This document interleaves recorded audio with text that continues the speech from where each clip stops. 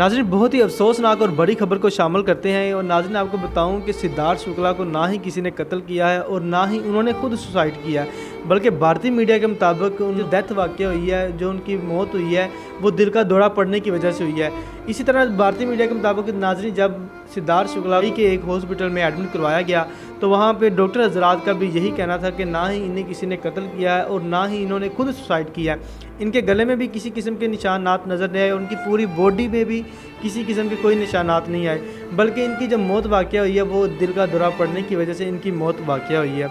नाज़रीन, इसके अलावा आपको बताऊं कि सिद्धार्थ शुक्ला 2013 में बिग बॉस विनर भी रहे हैं और इसके अलावा इन्होंने खतरों के खिलाड़ी में भी काम किया और कई ड्रामों में भी काम किया है। अब जो उनका न्यू फ्यूचर प्लान था वो ये था कि इन्होंने बॉलीवुड में भी एंट्री करनी थी, फिल्म इंडस्ट्री में एंट्री करनी थी, लेकिन ऐसा वो नहीं कर पाए।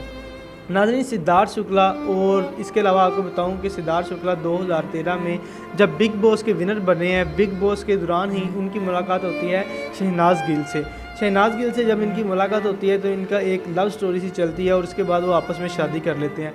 और आजकल ना सिर्फ इंडिया में बल्कि पूरे पाकिस्तान में भी सिद्धार्थ शुक्ला और शहनाज गिल की बातें की जा रही हैं। उनके बारे में आजकल सोशल मीडिया भी बहुत बातें की जा रही हैं और वो आजकल ट्रेंडिंग में भी हैं।